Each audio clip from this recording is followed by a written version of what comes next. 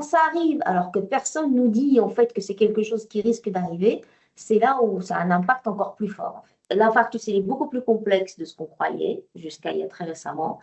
Et en fait, la méconnaissance de comment il se présente, quelle tranche de population est la plus à risque pour ce type d'infarctus, donc le myocarde, la SCAD, la dissection coronaire spontanée, etc., c'est des données en fait manquantes en réalité. Et c'est pas que dans la cardiologie, les gens ne s'intéressaient pas à ces maladies. C'est qu'en fait, il y a une complexité pour faire un diagnostic précis. Et quand ça arrive dans votre cas, des personnes en fait qui n'ont pas du tout les facteurs de risque classiques, c'est exactement ça, c'est qu'on ne connaît pas les autres facteurs de risque. Vous avez probablement des facteurs de risque, mais qui ne sont pas connus encore de façon précise et déterminée. Donc c'est là où c'est complexe. Donc en fait, ce qui est difficile à savoir, c'est quelles sont en fait les circonstances qui vont être ce qu'on appelle des facteurs de précipitation. C'est-à-dire qu'il y a probablement une part de la génétique, hein, c'est-à-dire qu'il y a une prédisposition, mais elle n'est pas, à mon avis, beaucoup plus forte que dans d'autres maladies cardiovasculaires. Hein. La génétique, elle est partout au sens prédisposition, une fragilité dans les artères, dans la façon en fait on réagit ces artères à des stimuli du stress, dans le fait d'être dans une phase de ménopause qui s'installe. Donc en fait on a pas mal de modifications hormonales, les cycles ne sont plus aussi réguliers qu'avant, où il y a en fait on n'arrive pas au même top de niveau des hormones par cycle comme ça c'était avant. Tout ça en fait ça peut être des précipitateurs de ces événements-là, et c'est les seuls en fait qu'on soupçonne. Et on soupçonne d'une façon un peu, on va dire, intuitive, on devine, quoi. Parce qu'on n'a pas. L'étude idéale, c'est on suit les femmes pendant 25 ans, 30 ans, et on regarde celles qui font et celles qui ne font pas, et on compare qu'est-ce qu'elles ont vécu, quel était leur comportement, leurs événements de stress, qu'est-ce qu'ils ont eu autour de ces moments où il y a eu l'infarctus, ou dans les mois qui ont précédé, ou même les semaines. Donc tout ça, ça nous manque, en fait. On n'a pas des données pour répondre à ces questions. Mais pour résumer, en fait, on pense que c'est probablement une réaction des artères, qu'elles soient les coronaires un peu plus grosses ou les micro-vaisseaux qui irriguent le cœur, parce que le cœur, en fait, on voit l'image, on voit les grosses artères, la coronaire qui est autour, mais à l'intérieur, il y a tout un réseau de toutes petites vaisseaux qui sont nécessaires pour que l'énergie arrive aux muscles du cœur pour qu'ils puissent battre correctement. Et donc, dans le minoca, c'est ça, c'est la microvasculature qui est malade, mais qui ne le dit pas à l'avance, elle est très discrète. Et d'un coup, en fait, il y a une défaillance dans le système et ça donne en fait ces événements d'infarctus. D'accord. Et pourquoi, en fait, ils sont étudiés depuis si peu de temps? Parce que c'est pas arrivé du jour au lendemain, ce type d'infarctus. Eh ben, en fait, le plus probable, c'est qu'ils sont classés comme un infarctus classique alors qu'ils ne le sont pas. Donc, on dit, voilà, à coronaire saine, je l'ai entendu aussi en cardiologie, ben, ça ne veut rien dire. Et en réalité, c'est juste qu'on n'a pas vu, c'est par défaut en fait. C'est parce que comme il n'y a pas tous les éléments qu'on attend dans un cas d'infarctus classique, ben, en fait, on dit ben, c'est à coronaire saine, mais on ne sait pas trop. Donc, on ne les étudie pas précisément parce qu'en fait, pour faire un diagnostic, il faut une imagerie, voire un test dans le cas du myocarde un petit peu invasive, un petit peu poussé. Il faut que ça arrive au moment suite à l'événement. Si on n'y a pas pensé à ce moment-là, ben, en fait, on ne voit plus rien après. On peut faire le test, mais ça ne donnera pas un diagnostic. La SCAD, c'est pareil. Si on ne fait pas l'imagerie au moment où il y a eu la blessure, ben, en fait, dans quelques semaines, ça guérit tout seul et on ne voit plus rien. Et donc, c'est ça qu'on essaye de faire dans la recherche, c'est d'essayer de trouver un moyen de les distinguer des autres maladies pour pouvoir les étudier et mieux les comprendre et comme ça, orienter les traitements d'une façon plus efficace. D'accord, ok. 90%, c'est ça pour la SCAD de femmes. Et pour Oui. le MINOCA, ça correspond à combien? Vous avez Je crois que c'est pas très loin, hein. Ça doit être quelque aussi? chose, oui, oui, oui, voire plus, hein. Non, non, c'est des pathologies vraiment dominées par les femmes. Le SCAD, si on regarde les femmes de moins de 60 ans, c'est presque un tiers, hein, des infarctus. Si une femme elle a moins de 60 ans, elle n'a pas de facteur de risque, ça c'est important, elle fait un infarctus, un cas sur trois, c'est un SCAD. Minoca, c'est un petit peu plus rare, mais ça reste l'autre forme majeure qu'on ne comprend absolument pas pourquoi elle arrive à ce moment-là.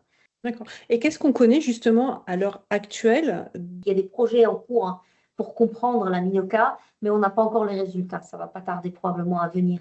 Mais en fait, en gros, c'est la fonction des toutes petites artères en fait, qui irriguent le cœur. Il faut voir ça comme des toutes petites ramifications. Il y a quasiment une seule couche de cellules qui fait le tour pour faire ce petit vaisseau, hein, qui est en contact avec les cardiomyocytes qui scellent, en fait, des cellules beaucoup plus grosses et c'est elles qui assurent la contraction du cœur. Donc, en fait, cette couche, presque monocouche de cellules endothéliales, elle fonctionnerait moins bien, mais maintenant, à quel niveau? Est-ce que c'est une réponse à des hormones de stress? Est-ce que c'est une réponse à des hormones de la vasoconstriction? C'est en mouvement permanent. Il ne faut pas oublier, le cœur, c'est un des organes qui bouge le plus toute la vie. Donc, il faut en fait une adaptation hémodynamique et que les vaisseaux puissent réagir à tous ces mouvements. Et donc, en fait, cette fonction endothéliale serait un petit peu le défaut qui arrive avant de faire une myocardite. Maintenant, il peut être chronique et rien qui se passe et d'un coup, il y a un événement. Qu'est-ce qui fait qu'on passe d'un truc chronique où il y a une fonction endothéliale, on va dire pas optimale, à faire en fait, et que ça se bouge complètement et que ça fasse en fait un événement type infarctus? Ça, c'est quelque chose qu'on ignore complètement. Tout est à faire pour comprendre la myocardite, ça c'est sûr. La SCAD, on parle en fait d'un calibre un peu plus grand. Donc en fait, les coronaires, c'est les artères qui nourrissent le cœur de l'extérieur. Elles se ramifient depuis l'aorte. Donc en fait, il y a un lien avec l'aorte qui est le gros tube qui passe à l'intérieur de notre corps, qui part du cœur et qui va irriguer en fait l'ensemble des organes avec en priorité le cerveau, évidemment, toutes les artères qui montent vers le cerveau et celle qui va après vers le rein et tous les membres latéraux et inférieurs. Et donc, en fait, tout ce système-là, il est quand même relié. Donc, il faut savoir que les coronaires, ils sont liés avec l'aorte, avec tout le reste, et le cœur, évidemment, avec les valves, etc. Mais les coronaires en particulier, la raison pour laquelle elles peuvent ne pas nourrir une partie importante du muscle du cœur, c'est quand elles se bouchent. Et donc, il y a deux raisons majeures pour lesquelles elles se bouchent. Ou bien il y a cette plaque d'athérosclérose, donc un mélange de cellules inflammatoires avec des cellules lipidiques qui finissent en fait par boucher le passage. Et une autre raison, dans le cas de la SCAD, c'est qu'en fait, c'est à l'intérieur de la paroi de l'artère coronaire où il y a eu une déchirure. Et en fait, il y a eu une coagulation, un hématome qui s'est formé et qui a bouché l'artère localement. Et ça, on a compris, en fait, grâce aux études génétiques, qu'il y a probablement des défauts dans la synthèse de la matrice extracellulaire, donc le ciment qui entoure les cellules de la paroi artérielle, qui probablement, en fait, il est en défaut. Maintenant, on ne sait pas encore dans quel sens. Est-ce qu'il y a trop, pas assez? Certaines molécules sont importantes pour, en fait, nettoyer la matrice. Beaucoup d'organes dans notre corps, ils dépendent de cette matrice extracellulaire ou au ciment autour des cellules.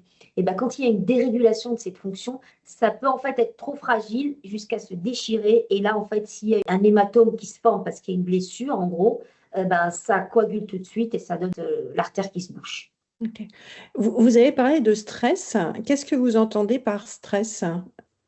Eh ben, c'est une énorme question qui est très difficile à définir parce qu'en fait, on n'est déjà pas égaux en face du stress. Il y a des personnes qui gèrent très bien le stress, voire ça les stimule et ça les rend plus efficaces. J'en fais partie. Mais il y a le stress en fait qu'on contrôle pas, qui est délétère et qui fait en fait sécréter des hormones qui nous rendent assez irritables, on perd le contrôle en quelque sorte. Par exemple, il y a certaines séries de patients qui ont été étudiés pour la SCAD en particulier, on voit en fait qu'il y a peut-être des fois une mauvaise nouvelle ou quelque chose qui est venu dans les semaines qui ont précédé l'événement SCAD.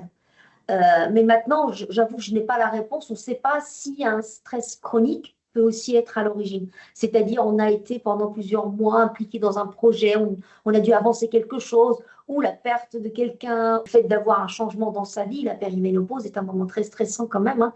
Il y a beaucoup d'événements parce que ça coïncide avec les enfants qui sont ados ou tout petits, et du coup, il faut gérer beaucoup de choses très difficiles. On est soignant, on s'occupe de ses parents, on ne s'autorise pas d'être quelqu'un qui est malade, alors qu'on voit qu'il y a plus malade que soi, plus âgé que soi. Et donc, ça fait beaucoup de pression sur la vie des femmes de ces âges-là, autour de 45 pour la SCAD, mais je crois que Minoka, c'est à peu près dans les mêmes moyens d'âge, hein, avec 10 ans d'écart type. Hein, donc, pour voir, en fait, ça peut aller de 35 ans à 55 ans. Il n'y a pas d'études qui disent précisément ce qui se passe, mais on le sait tous intuitivement que la quarantaine chez les femmes, c'est une période quand même assez stressante et on pense que ça doit jouer. Alors, ça, c'est d'un point de vue en macro, mais au niveau, en fait, moléculaire, on sait que les hormones du stress, ils influencent énormément la fonction vasculaire, hein, endothéliale, celle que j'ai décrite par rapport à ce qui est en contact avec le sang. Ils véhiculent tout ce qu'on a comme hormones et comme circulation, que ce soit des hormones féminines ou des hormones de stress. Hein. Et donc, cette fonction endothéliale, elle est en première ligne en contact avec la circulation. Donc, elle va réagir à ce qu'il y a dedans, les polluants, tout ce que vous voulez. C'est valable pour vraiment toutes les maladies. Mais dans le cas de l'infarctus de type Minoka ou SCAD, Minoka en particulier avec la fonction endothéliale, bah c'est ça en fait, on suppose qu'il y a une fonction endothéliale qui est en première ligne envers tout ce qui circule et ça peut en fait perturber énormément. C'est établi, on sait que l'endothélium il est très sensible à ce qui se passe dans la circulation. Donc c'est comme ça en fait qu'on imagine, mais encore une fois, tout est à faire. Ce que je vous dis, c'est souvent des hypothèses de travail sur laquelle en fait plusieurs équipes essayent de répondre de façon précise.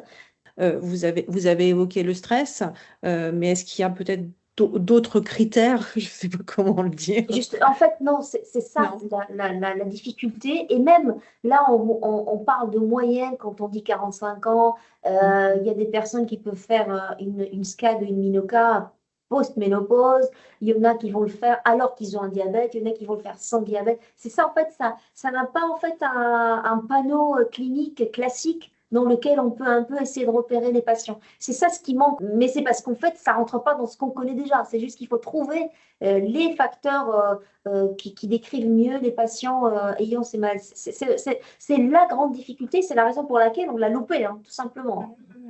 Ouais, j'imagine. Et donc, en tant que patient, en tout cas en tant que femme, parce que bon, on va s'adresser, vu qu'il y a 90% de femmes, euh, qu'est-ce qui pourrait nous alerter? Ce que j'ai compris de mes collègues cardiologues, que eux, ils voient des femmes et on interagit très souvent quand on travaille sur ces maladies parce que pour la chercheure que je suis, il faut comprendre comment la maladie se présente pour pouvoir mieux l'étudier et avoir des pistes sur les mécanismes.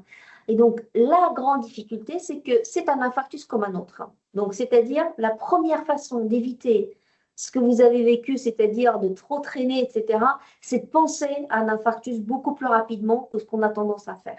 L'infarctus, c'est pas rare, notamment chez des femmes qui peuvent paraître la population, on va dire, pas typique, etc.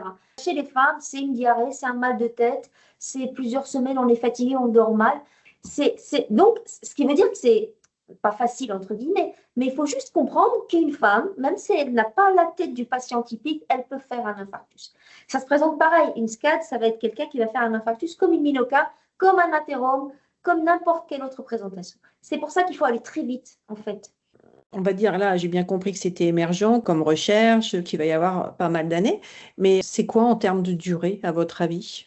Alors, en fait, justement, on n'a pas envie que ça dure autant que ça a duré pour les autres formes de la maladie cardiovasculaire. C'est-à-dire que tout ce qu'on sait maintenant sur l'athérosclérose, les statines et tous les traitements qui sont formidables, qui marchent très, très bien dans 90% des cas des patients, en fait, on a mis pratiquement 60 ans à tout construire ensemble. Mais la recherche, elle était beaucoup plus lente à l'époque. On n'avait pas les moyens qu'on a actuellement. Et donc, nous, ce qu'on essaye de faire, c'est de accélérer en se basant sur ce qu'on connaît déjà et parce qu'il y a beaucoup de développement technologique, accélérer les connaissances pour ne pas mettre 25 ans, 30 ans pour comprendre ces maladies.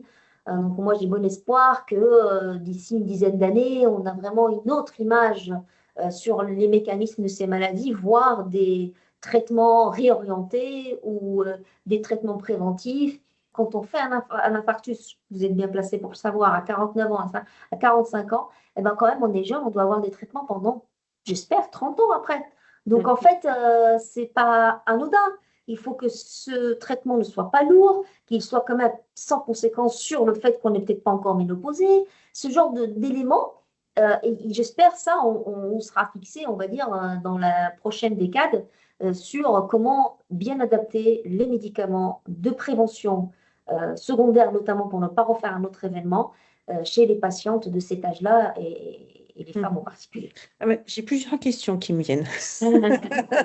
J'ai déjà une question, j'ai oublié de vous la poser. Ça correspond à peu près à combien de pourcentage d'infarctus, le Minoka et la SCAD par rapport à l'intégralité des... C'est très difficile à répondre à cette question. Ouais. Moi, on essaie toujours d'estimer à travers des séries de patients. Alors, le SCAD serait peut-être 4% des infarctus tout venant, D'accord. mais un tiers si on a moins de 60 ans sans facteur de risque, ce qui est énorme. Mhm. Le Minoka, c'est un peu plus rare. On est autour de 4%, 5% des moins de 60 ans. Ok, d'accord. Et je ne sais pas si vous avez étudié aussi justement la récidive, hein. Quand on a fait un Minoka ou une SCAD, est-ce qu'on a un pourcentage de chance ou de malchance surtout de refaire une récidive ou c'est un épisode et après c'est On est fini? tranquille.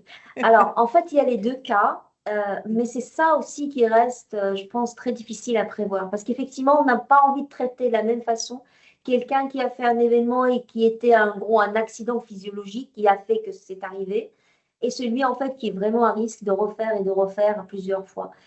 J'ai entendu des cas de SCAD, de 7 SCAD d'affilée, c'est quand même dingue. Mais ça, c'est vraiment rare. Donc, en fait, les estimations entre les très pessimistes, ils estiment à 10% les personnes à risque de refaire un autre événement, au moins un, dans les 10 années qui suivent. Les optimistes, ils disent que c'est beaucoup plus rare, en fait. C'est quand ça arrive une fois, peut-être grâce au traitement préventif qu'ils ont après, ils diminuent, ou bien parce qu'ils prennent conscience, ils diminuent le stress, ça se trouve, je ne sais pas, les facteurs extérieurs. Mais c'est très difficile à estimer, mais ça serait entre 5 et 10% pour la SCAD. Pour Minoka, j'avoue ne pas avoir accès à des données précises à partager. D'accord. Et ma dernière question, ce sera sur les médicaments, justement. J'ai deux questions sur les médicaments. Euh, c'est que par rapport à ce que vous avez dit, c'est un infarctus qui est classé dans les infarctus, mais qui est un peu particulier d'un infarctus. C'est ça. Et on a une médication, d'après ce que je comprends, en tout cas pour ma part, mais d'après ce que je vois, c'est une médication qui est standard, de type infarctus global. Tout Donc, à fait. est- est-ce qu'on a un recul sur le fait que ce soit la bonne médication ou pas? Et mon autre question, je vous pose les deux en même temps, c'est qu'on sait très bien que les médicaments sont plus testés chez les hommes que chez les femmes. Tout à fait. Voilà. Euh, et quand on est à 90% dedans, quelle incidence ça a? Je vais le dire comme ça. Est-ce Mais qu'on a un recul par rapport à ça? ouais, non, c'est une question essentielle pour laquelle vraiment on travaille très très dur pour changer les choses. En fait, ce qu'il faut voir, c'est que les traitements actuels, ils sont efficaces. Maintenant, c'est un traitement bazooka probablement. Il couvre tellement de choses qu'il va aussi couvrir ça. Donc ça, c'est notamment ceux pour diminuer la pression artérielle, les bêta-bloquants, qui vont pas forcément être même si on n'est pas hypertendu, il faut les prendre. Parce que ça fait tellement de bien au muscle cardiaque, ça le relaxe, ça le protège tellement, et ça, on a beaucoup de recul. Et c'est valable pour tout le monde, hommes et femmes, il n'y a pas de problème. Ce qu'on aimerait, c'est quelque chose de plus précis. C'est ça, en fait. On fait des traitements globaux, et il faut les prendre. Il faut surtout suivre ce qu'ils disent les médecins. C'est vraiment important parce que je comprends parfaitement qu'on a envie que ça soit précis. Mais la médecine de précision, c'est pas encore là. Et c'est valable pour toutes les maladies et surtout cardiovasculaires. Donc, en fait, nos travaux, notamment, ils essayent qu'on arrive à quelque chose de beaucoup plus précis.